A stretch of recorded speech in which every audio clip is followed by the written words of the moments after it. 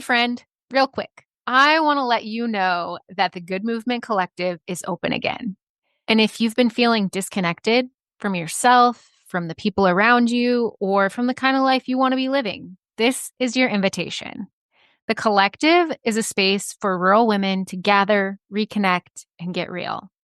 We meet every other week on Zoom, not for small talk, but for honest conversation that reminds you you are not alone. And new this round, you'll have the opportunity for monthly one-on-one calls as well. You'll get weekly journal prompts that help you tune back into your thoughts, your body, your voice. And in between calls, you'll have a private group chat with women who get it. No over-explaining your way of life, no judgment, just support and shared growth. If you've been craving deeper connection to yourself and others, head to the link in the show notes to learn more and join us in the Good Movement Collective, because we weren't meant to go this alone.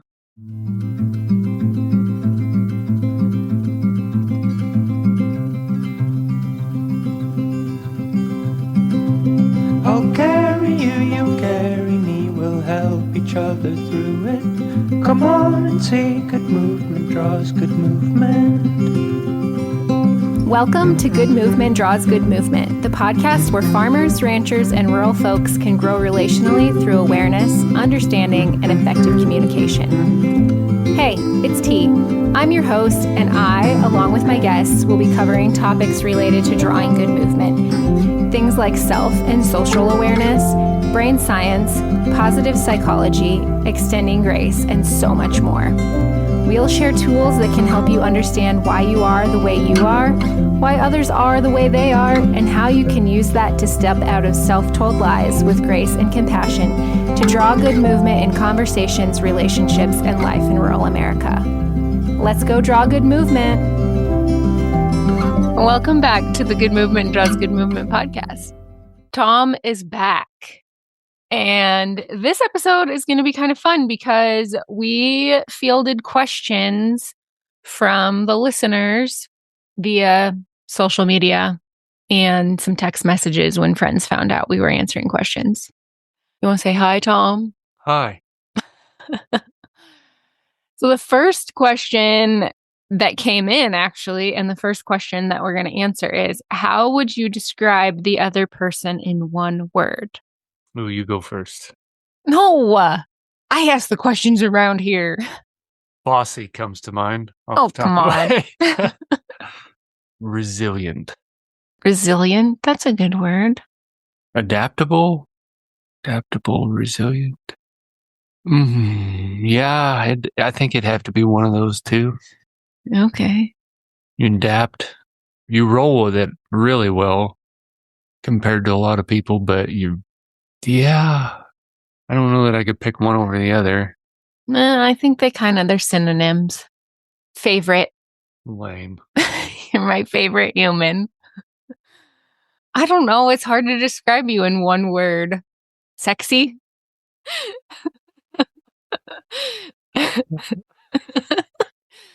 Although it is true.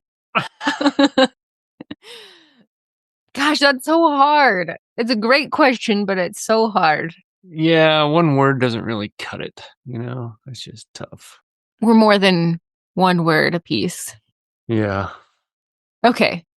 Next question. How do you repair a new relationship that's been damaged by the sort alley? How do you repair a new relationship that's been damaged by sorting cattle? Well, I don't know.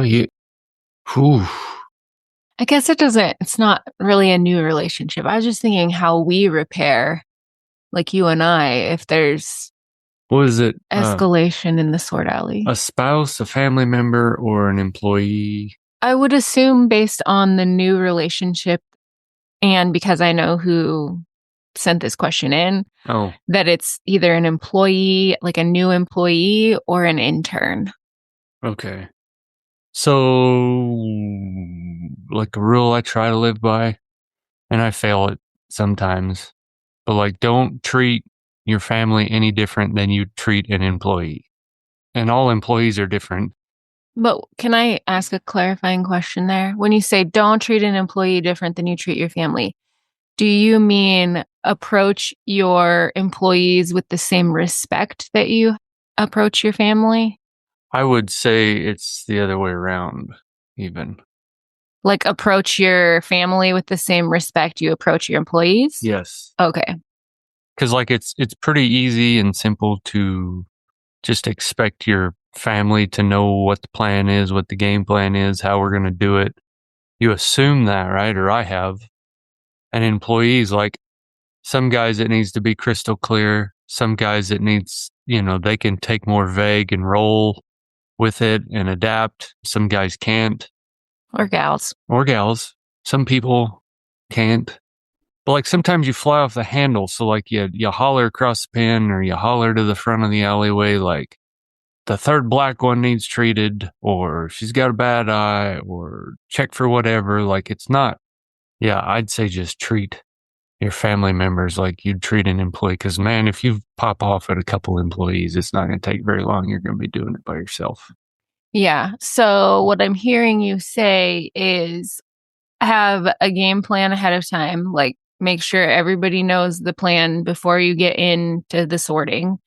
And also keep an open line of communication where they can feel free to ask you questions and get clarification if the way you're explaining it, they're not understanding. Yeah. So the best medicine is prevention. Prevention is the best medicine. Oh, yeah. But the question is, how do you repair? How do you repair? And so to that, I would say be humble and vulnerable. And by vulnerable, I don't mean like overly emotional. What I mean is be willing to apologize and take responsibility for your participation in what happened. Yeah, absolutely. And if you make that first attempt to apologize and engage afterwards with a humble heart and some vulnerability, that encourages the person on the other side to do the same. Yeah, have a open conversation about it. Yeah. Doesn't have to be right then. It can be later. Yeah, it's never too late to repair. Never too late to apologize. No, and sometimes the faster you do it, the better the day might go. But if you're still like up here. Oh, yeah. If you're still in the thick of it and the wound is fresh, so to speak.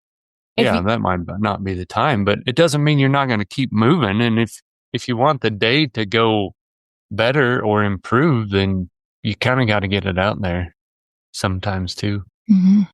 We tend to not put things off. A situation comes to mind for me. Yeah, I lost my cool, but I didn't put it off. I had to get it out there right then. And he didn't like it, but we talked about it. We said our piece and made up, and it made the day a heck of a lot more enjoyable for me. I think he was okay with it. Well, you guys hugged it out, so I'm assuming it was good. Yeah. Okay, next question is a tough one. How much can the adult child really do to mend the tension with aging parents who won't make a clear succession plan?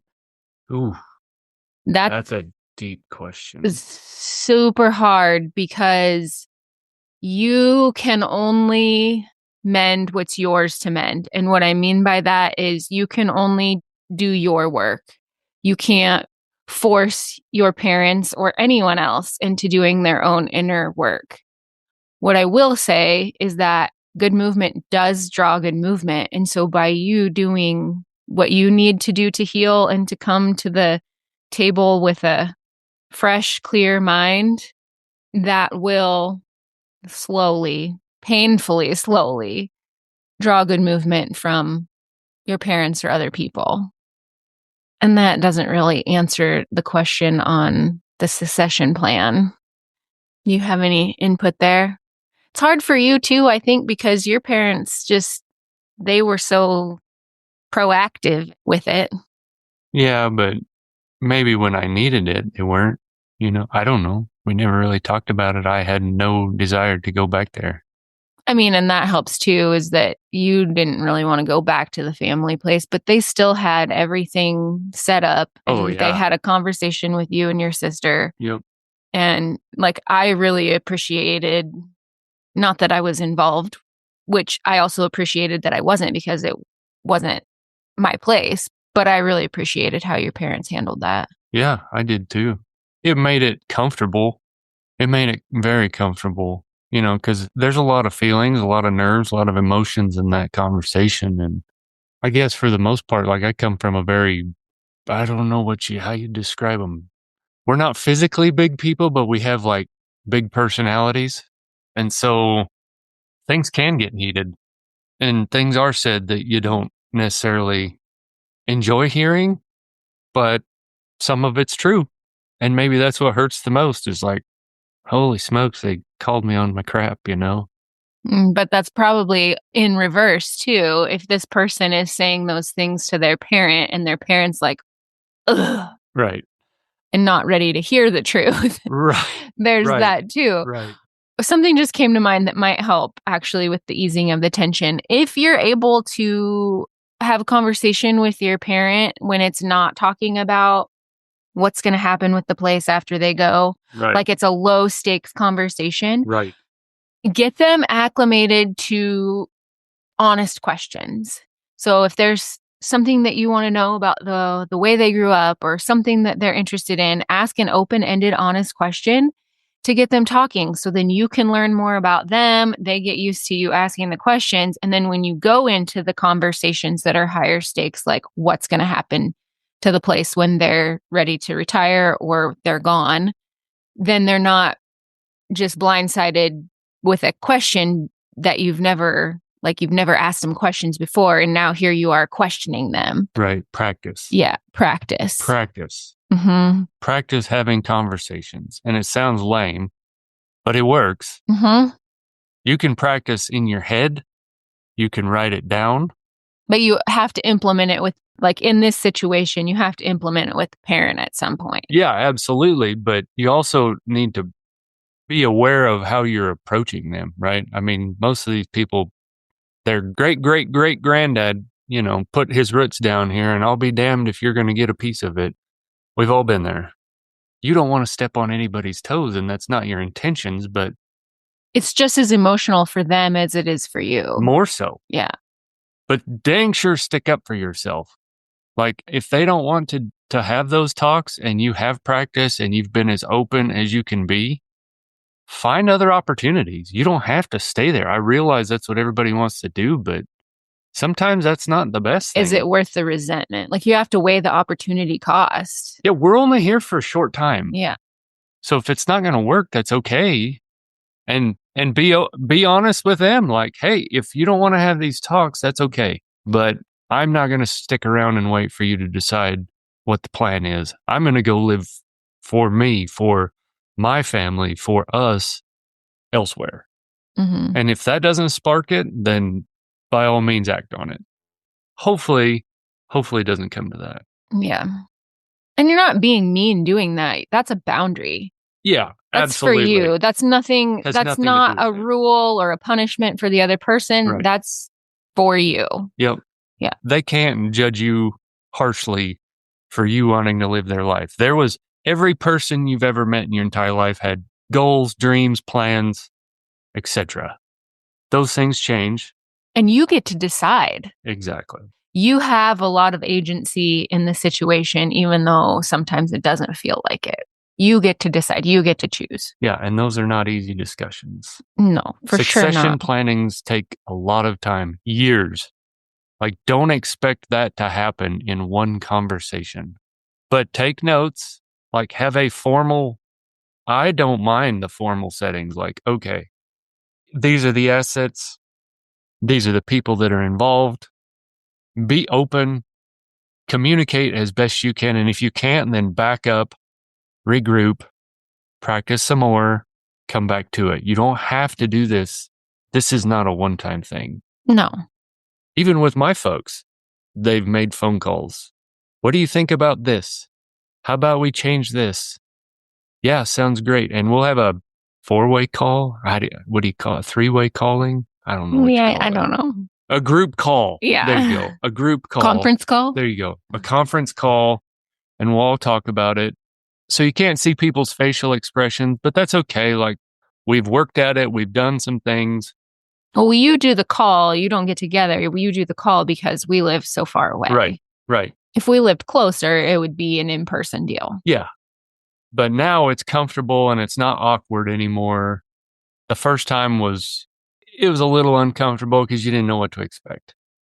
But now it's just what we do, Mhm. Hey, what do you think about this? Yeah, whatever works for you, best for you guys. It's your decision. That's fine. Yeah. Yeah. Maybe that was a long-winded answer for a very short. Well, I don't know. hopefully there was some nuggets in there. Yeah. The next question is, do you think having access to social media has made us less aware of our own community? I don't want to comment on this one. I think for you, it's made you more aware of our own community. Like you never got on social media until like what, 3 years ago? Yeah. Like you would get on my Facebook and look, but you never had your own any form of social media until you got Snapchat a few years ago. Yeah. And since then, I haven't looked at Facebook hardly at all. But I think at least my perception is that Snapchat connected you better to our local community. Certain people, I still miss a lot of stuff.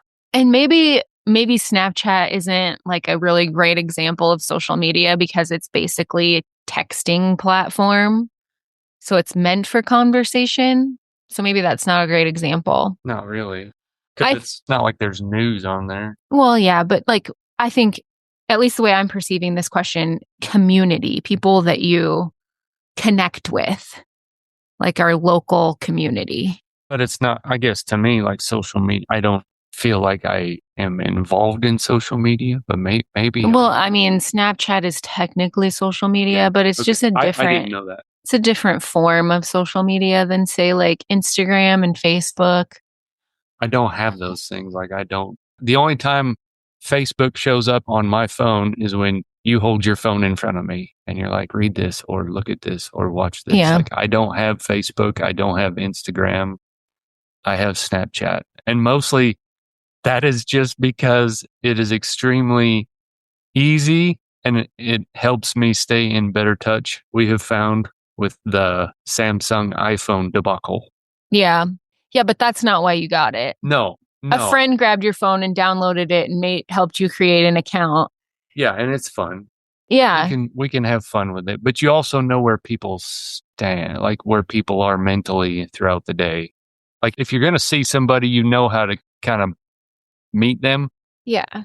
Where they're at, because you don't want to stick your foot in your mouth. I guess what I've perceived through your Snapchat journey, like from an outsider's perspective, is before you got on Snapchat, you felt kind of out of the loop, we'll say.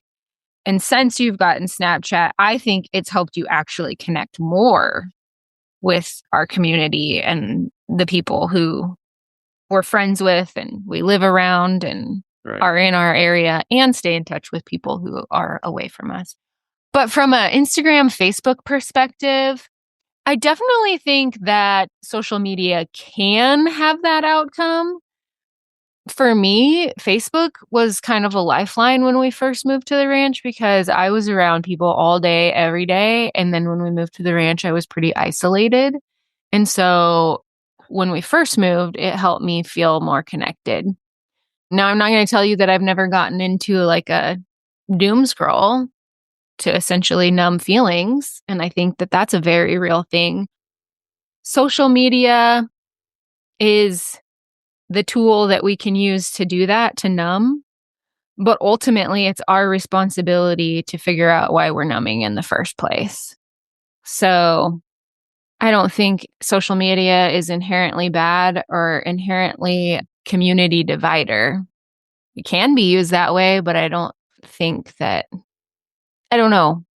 Maybe the answer is for some people, yes, it's made them less aware of their own community. And for some people, the answer is no, it's made them closer to their community. Yeah, I'm definitely closer. Maybe that's the answer. All right. What advice would you and Tom give to new parents living in a rural community far away from family? Well, first off, congratulations for having the guts to do that. And for having a baby. They're new parents. Oh, okay. I'm still reading slow. Yeah. Congratulations, because that's not easy. We did it 3 times. What did we do? Are you reading the additional part of this question? Not yet. Any advice managing marriage, work, etc., while in the newborn stage would be greatly appreciated. I don't know. Like, I just, We're 10 years removed from it and you've forgotten already. it was tough. It was tough. Yeah. And we were maybe harder people then. I don't know. I don't know. I was thinking about this when I was headed out to check cows because I knew these questions. Tom's just reading or hearing a lot of these questions for the first time. But I was thinking about this morning on the way to the cows. And one of the biggest things I think we did was we accepted help I was just thinking it was going to be something directed that way. because we didn't have, like, both of our parents were hours away. We didn't have any siblings or any other relatives close. We had our friends that we'd made in our rural community. We had our coworkers, and people stepped up. Like, I didn't know what we were going to do for daycare when we had our oldest. And one of the wives of my coworkers approached me at a garage sale and she's like, "Hey, I didn't know that. yeah, what are you thinking for daycare?" And I was like, "I don't know." And she was like, "Well, like, I'm just staying at home with our 2 littles and I'd be happy to babysit for you." And I was like, "Okay, let me run it past Tom." And then we ultimately accepted and it was awesome because they lived right next to the feedlot. So I didn't have to really leave any earlier for work. I just dropped him off on the way by and it was awesome. But like, just open yourself up to the help that people are willing to give. Right. And then the other big thing that I was thinking is give yourselves grace. Like, you're learning a whole new way of being. You've never been a parent before. Your spouse has never been a parent before. So grace, grace, grace. Now, working on the ranch with a newborn, I just strapped Taggart on me.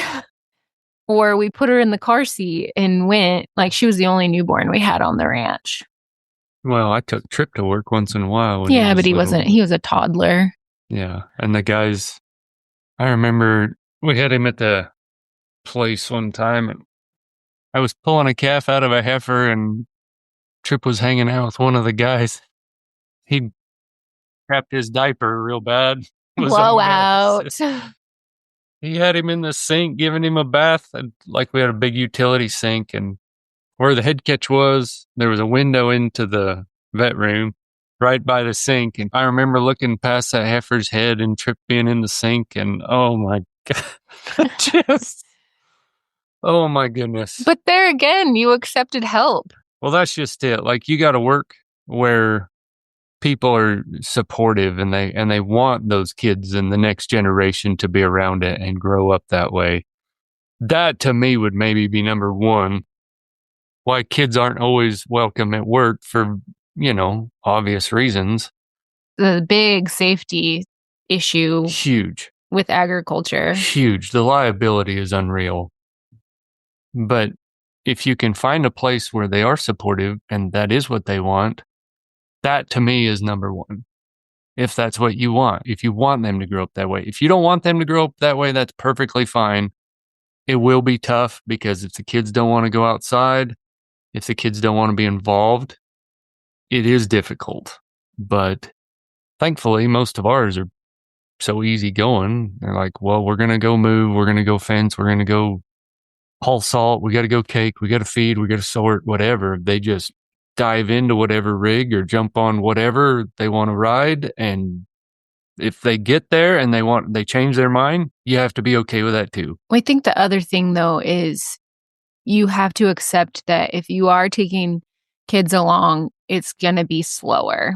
Yeah, for a while. It's going to be slower and that's okay. Like, the jobs are still going to get done and you're probably actually going to notice more and enjoy more if you settle into the pace of the little kid.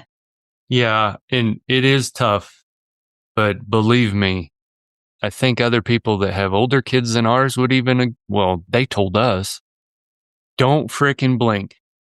Mm-hmm. Don't close your eyes. Go look at the damn frog. Go look at the turtle. Go look at the bug. Dig the wild onions. Dig the onion. Just do it. Because very soon that will no longer be the case. And you will want that back. And I gotta say, at least from a mom perspective, I think the newborn stage is way easier than the toddler stage because you just strap them on you and you don't have to carry snacks. Well, if you're breastfeeding, you don't have to carry snacks because you're already carrying the snacks and you don't have to worry about them getting into a whole lot of danger because they're with you or in their seat or whatever. But yeah, I guess the biggest things for me would be accept help. Yep. And also don't be afraid to ask for help. Right. And grace upon grace upon grace. Yeah. For your spouse, for your kids, for yourself. But be aware, be smart, like keep your kids safe. If your boss says no that day, don't take it harsh. Chances are they don't mean it that way. There's just a lot to do and they're just trying to look out for you. Mm-hmm. And your kid, mostly your kid. And also, like, I don't know that we did this because we weren't as aware as we are now, but maybe if we had to do it all over again and we were in the space we're in now, I would check in with you more, like see where you're at and how you're feeling. And I think you would do the same for me. But like check in with your partner and how they're doing because adding a kid is a big change. Oh, yeah. I mean, we went through the roommate mode for a while, and that was not good. Yeah. Not good at all. In fact, we reached out and got help. So if you get to that point, DM us. Yeah, go do what you need to do because there's lots of people out there that'll help. Yeah. And I said that and it maybe sounded like I was joking, but I'm not joking. If you get to a place where you know you need help, reach out to us. If you don't feel comfortable reaching out to us, reach out to someone. Okay. What advice now would you give yourself as a newly married couple? The same advice mom gave us at our wedding. What was that? Communication is everything. Yeah, but I don't know that I feel like I've gotten to be a better communicator with you and over the course of the last few years because of the inner work that I've done, like the healing and learning to feel again. So that would be my advice.